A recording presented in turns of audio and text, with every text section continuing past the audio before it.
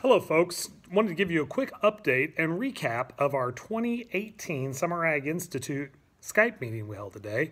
Unfortunately, with the other technology issues we had, the recording didn't work, so you're getting this instead. It's a high level overview recap for you. Everything is on the papers. You'll see a Word document that says the Summer Ag Institute meeting, and it'll be posted online right next to this as well. Everything is under County Support. Go to County Support and you'll see the Summer Ag Institute tab. Click on it and you'll find it. First off, 2017, we ended up with a really successful 2017 Summer Ag Institute program. I will share that when early on, both Redora Collins and Debbie Ruff, who've had great luck with Summer Ag Institutes, both canceled and people had low numbers. We were a little scared, but we ended up with 482 teachers and 126 teachers signed up for Aurora University graduate credit. That was a good thing. You all requested over $40,000 back in grant money. 2018, our first major changes. Aurora University is no longer offering a graduate credit option. I found out about this. Actually, Jenny Wold found out and told me first. She got her letter and notification before I did.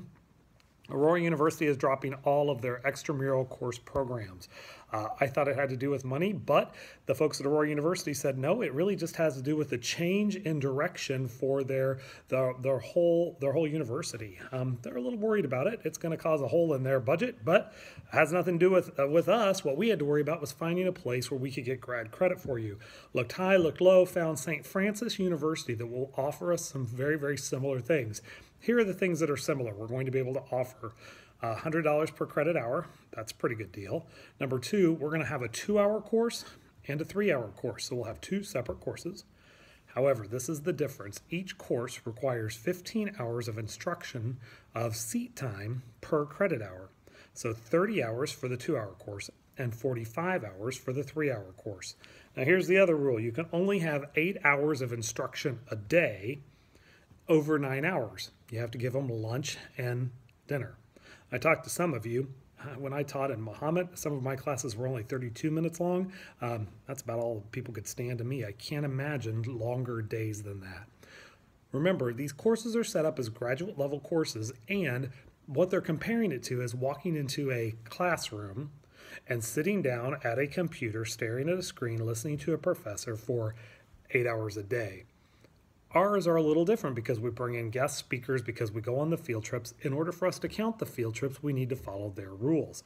So if you want the 3-hour course, you can have 8 hours of instruction plus 30 minutes of break and 30 minutes of lunch a day. You'll have to spread this over 6 days. You have to spread it over at least 6 days.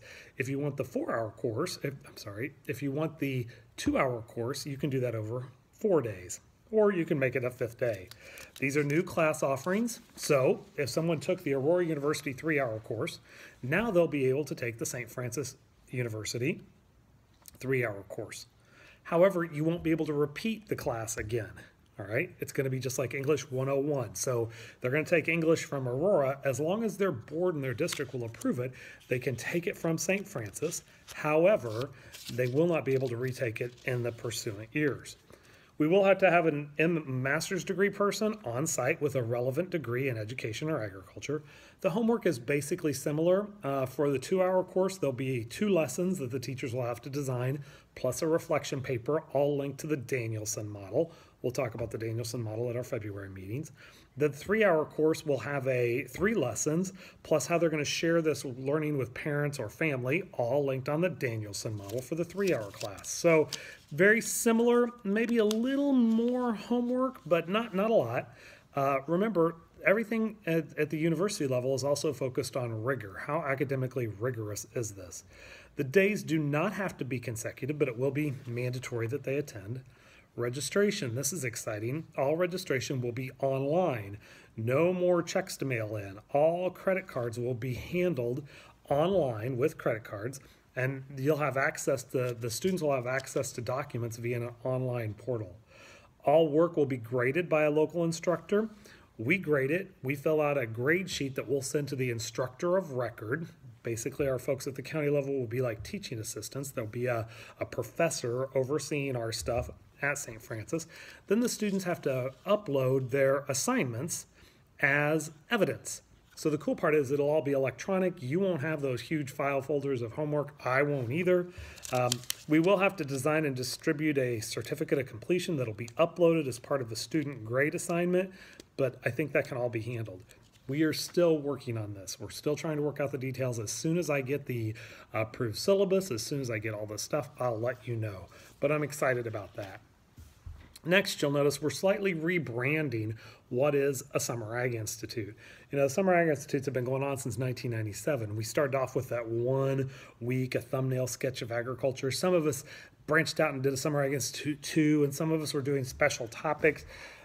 We're going to call it Summer Ag Institutes for a while, but we're rebranding them, and we're calling them the Summer Agricultural Academies, Summer Agriculture Academy. So it's going to be an Ag Academy that you can go to. What are Ag Academies? Well, some are worth graduate credit. Some are 2 hours or 3 hours at the county's discretion. Some are for professional development credit hours. You still work with your local regional office to get those. Some last 6 days, some last a day, but they each take on the local and unique flavor of agriculture at the local level. What mostly is important to you is how we're going to fund this, So you'll notice on the website, and with the links on the website already, you'll see several different funding mechanisms. If you do 45 clock hours, so 6 days, basically following the St. Francis University for 3 graduate credit hours, hosted over 6 days, you're eligible for $2,000 worth of reimbursement. We'll still use the X factor. You'll see that, what you get points for. If you do 30 clock hours, so the 2-hour course, or the equivalent, now let's say you do 30 hours worth of seat time, but you don't do the St. Francis credit, you still are eligible for $1,500 in reimbursement.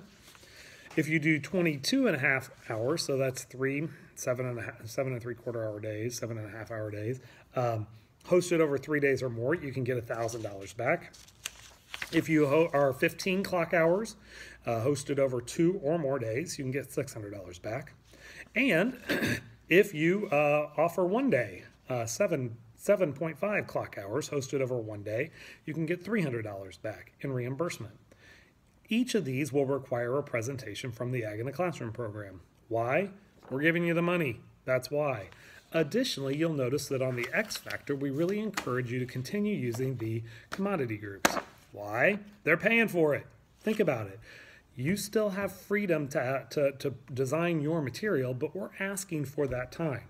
If you want to go ahead and do your 30 hours and not ask us, that's fine. I'll give you a flat grant. But because we're paying for it, we're asking for time on your schedule. We think we've got things to go. One of the important parts of this is, as we get away from doing a traditional Summer Ag Institute, qualifying for our Teacher of the Year, we're now going to say attending an intensive ag literacy seminars. So you're going to be able to nominate someone without them going in through Summer Ag Institute, but we still want some sort of vetting process. Carol's working on a reimbursement form for you, and there are several things that we're going to have to change with reimbursements. Number one, because we went over budget this year, which is fine, it triggered the auditors to look at some things. Some things we're not going to be able to fund. Rental for the County Farm Bureau, County Extension, or SWCD offices or office space. Partners, hopefully you'll be able to find someone who will partner with you that'll give you room rate for free. We're not going to be able to fund rooms to rent the County Farm Bureau if... don't go there, okay? Secondly, guest speaker expenses. I cannot fund guest speaker expenses of a partnership employee. It's part of your role as that, as such. If you do bring a guest speaker, some of you bring in authors, that's great. We just need a detailed invoice from that author, so make sure you get that. And we're trying to make a reimbursement as easy as possible. Just make sure you save all your receipts. Additionally, we have this on the website. There are several dates to avoid. June 11th and June 13th, we're only going to have 2 staff available. June 14th, we're all at the IAA golf outing, so don't play anything on June 14th. Remember, why are we there? Well, we're raising money to help give to you, so that's why.